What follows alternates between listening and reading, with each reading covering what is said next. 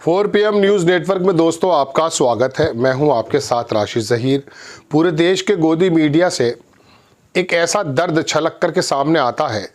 उनको महीनों की कवरेज उनके पास थी, लेकिन ट्रंप ने मोदी जी को ना बुलाकर उनका 1 महीने का फुटेज जो चलना था, जो कपड़े सिलवाए थे, जो चेहरे को रंग रोगन लगाया होगा या तैयारी की गई होंगी, बालों पे भी कुछ काम किया गया होगा, जो लेडी एंकर्स हैं, वो सारी की सारी तैयारी ट्रंप ने निर्ममता से ख़त्म कर दी। यानी कि मोदी जी को नहीं बुलाया। अगर मोदी जी को वो बुला लेते तो होता यूँ कि ये तमाम लोग, इनके टिकट तो हो गए थे लगभग, तो ये वहाँ पहुँचे भी हैं। और वहाँ पहुँचने के बाद होता यूँ दोस्तों कि वहाँ ये बताना शुरू कर देते मार्केट में कि मोदी जी आए हैं तो देखिए क्या हो गया है, इस जीत के पीछे मोदी जी का कितना हाथ है, या भारत के जो अप्रवासी हैं उनका कितना हाथ है। ये तमाम चीज़ें वो बताना शुरू करते हैं और मोदी और ट्रंप के जो संबंधों को कुछ इस प्रकार से बता देते कि इस जंगल में 2 ही शेर। गाना याद आ जाता सौदागर फिल्म का था। खैर, लेकिन ट्रंप ने इसमें ऐसा किया कि बड़ा ज़बरदस्त तरीके का प्रतिघात करते हुए इनको परेशान कर दिया। लेकिन जिनके टिकट हो गए थे और बड़े संस्थान हैं, सरकारों से भी पैसा मिलता है, तो उन्हें तो अपना नक्शेबाजी दिखानी ही थी। लेकिन मोदी जी का वो दर्द इनके दिल में था, चाटुकारिता वाला, वो निकल कर आ गया। आज तक की जो एंकर हैं अंजना ओम मोदी, ये इनके मुंह से निकल गया था, अंजना ओम कश्यप, ये वहाँ पहुँची और वहाँ जाके कहने लगी, मैं वीडियो दिखाऊँगा आपको, मोदी जी को बुलाएंगे, बड़ा ज़बरदस्त बड़ा न्योता मिलेगा और ये होगा। और ट्रंप की शपथ हो गई है, शपथ के दौरान गई और मोदी जी का रोना रोती रही। ये नहीं बताया कि 47वां जो राष्ट्रपति ये चुना गया है, इसने शपथ लेते के साथ ही कौन कौन से बड़े काम किए हैं। पेरिस समझौते के बारे में इसको मालूम नहीं होगा, लेकिन इसने बयान करना शुरू कर दिया। अब उस पर हुआ यूं है कि एक तरफ तो इन्होंने लगभग इनडायरेक्ट वे में अमेरिका की धरती से ये गुहार लगानी शुरू कर दी, मोदी जी को ट्रंप बुलाओ, ट्रंप मोदी जी को बुलाओ। लेकिन ट्रंप ने 100% टैरिफ लगाने का ऐलान कर दिया भारत पर भी। ये मैं आपको दिखाने की कोशिश करता हूँ। 2 वीडियो आपको छोटी छोटी सी दिखाऊंगा, एक ट्रंप की और एक हमारी महा एंकर वहाँ गई हैं उनका। क्या बताएं साहब। देखिए जनाबे वाला, ये पहले वीडियो देखेंगे, इसके बारे में एक साहब ने लिखा कि अंजना ओम मोदी, ये लिख रहे हैं, मैंने नहीं कहा, says her papa was not invited to Trump oath ceremony because it was too crowded. Modi ji को इसलिए नहीं बुलाया गया क्योंकि यहाँ बहुत क्राउड था, अंबानी को बुला लिया था। छोटा सा वीडियो देखें और फिर कैसे कहती हैं।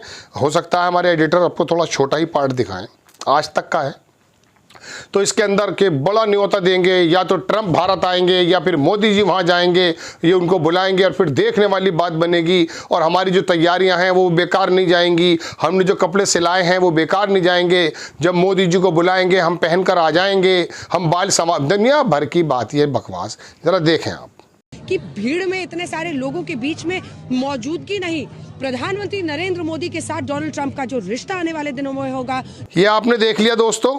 अब मैं आपको ये दिखाना चाहता हूं कि इधर तो ये कह रही है कि ट्रंप बुलाने वाला है, लेकिन ट्रंप ने तो उल्टा ही बयान दे दिया है, वो देखेंगे आप। ये रणविजय सिंह है, इन्होंने ट्वीट किया कि ब्रिक्स के सदस्य देश अगर अमेरिका के साथ बिजनेस करेंगे तो मैं उन पर 100% टैरिफ लगाऊंगा। अब ब्रिक्स का सदस्य तो भारत भी है, ट्रंप, मैं भी ब्रिक्स का सदस्य हूं, भारत भी ब्रिक्स का सदस्य है। ट्रंप का छोटा सा वीडियो देखें आप, इसमें उसने कह दिया है कि साहब मैं 100% ब्रिक्स के लोगों पे बिजनेस करने पर टैरिफ लगाऊंगा। And if the BRICS nations want to do that, that's okay, but we're going to put at least a 100% tariff on the business they do with the United States. You know what the BRICS is, right? You guys know. You know what I'm saying, right? अब ये तो कह रही है कि Trump बुलाएंगे, ये कह रहा मैं टैरिफ लगाऊंगा, इसका ही नहीं पता चल पाता है। बहरहाल इसका तो चलिए दूसरे देश का राष्ट्रपति है, लेकिन ये तो हमारी देश की एंकर है। आपके और मेरी ज़बान बनना चाहिए था इसको सरकार के सामने, लेकिन ये सरकार की ज़बान बनी हुई है लोगों के सामने। भाई एंकर का, पत्रकार का मतलब क्या होता है? लोगों के बुनियादी मुद्दों को समझकर ज़मीन पर आए, अपने टीवी रेडियो अखबार से बता दे। प्रधानमंत्री जी, विभाग का मंत्री, ब्यूरोक्रेट्स वो समझ लेंगे कि साहब यहाँ ये परेशानी है, पत्रकार गया था, हमारे अधिकारी तो गए नहीं हैं, तो लिहाजा उसको वो दूर करने की कोशिश करते हैं। लेकिन यहाँ तो सरकार की उपलब्धि बाकायदा लोगों को बताई जा रही हैं। आपके लिए ये कर देंगे, ट्रंप बुलाएगा तो ये हो जाएगा। अरे भाई चुप। ये उपलब्धियां जो लोगों को बता रहे हैं, लोगों को अगर वो उपलब्धियां मिलेंगी, इंप्लीमेंट होंगी, तो लोग खुद बताना शुरू कर देंगे। तो आप जाकर पता कीजिए कि मासिस के अंदर वो उपलब्धियां जिनके बारे में आप बखान करते हैं 24 घंटे, तो दोस्तों ये जो इंसल्ट का माहौल पैदा कर रहा है, एक तो बुलाया नहीं, ऊपर से वहाँ के अखबारों में जिनको नहीं बुलाया उसमें भी नाम हमारा नहीं, और हमारे ऊपर किस प्रकार के प्रतिबंध लगेंगे, टैरिफ लगेंगे। चीन के, मैंने कल आपको अखबार एक रिपोर्ट बनाई थी कि चीन का जो वो ग्लोबल जो टाइम्स है उसने पूरा छाप कर रख दिया है कि ये बाइडेन की जो दोस्ती बढ़ाई थी हीरा दे करके ट्रंप किस प्रकार से निकालने वाला है। तो दोस्तों बात यह कि ये वाली बातें तो आपको बताई नहीं जा रही है कि एफपीआई ने कितना पैसा निकाल लिया है ट्रंप के जीतने के साथ ही। भारत की शेयर की बाजार के हालात क्या हैं, अर्थव्यवस्था क्या है, देश के उन बिजनेसमैन के हाथ में दुनिया की सरकारें जा रही हैं। एलन मस्क एक नया मुखिया बन के चला है, चीन के राष्ट्रपति से वो बात करता है ट्रंप, और बात करता है कारोबार की। आपसे और हमसे बात नहीं करता है। मोदी जी जो कह रहे थे ट्रंप सरकार, वो हुआ नहीं है, नमस्ते ट्रंप हुआ नहीं है। तो ये तमाम चीज़ें तो आपको पता ही नहीं जा रही हैं। ऊपर से मैं एक आदमी को सुन रहा था, वो कह रहे साहब देश के यूट्यूबर्स और जो वो लोग इस बात से खुश हैं। अरे हम खुश नहीं हैं भाई, हम खुश नहीं हैं। हम इस बात का रोना रो रहे हैं कि साहब इस बारे में जिक्र ना करें आप। अगर नहीं न्योता मिला है तो इसके बारे में ज़्यादा ज़रूरत से ज़्यादा बात ना करें। अब आपने दरअसल इतनी बगलें पीट दी हैं पहले कि ट्रंप तो जैसे लंगोटिया यार है मोदी जी का, ऐसा तो नहीं है।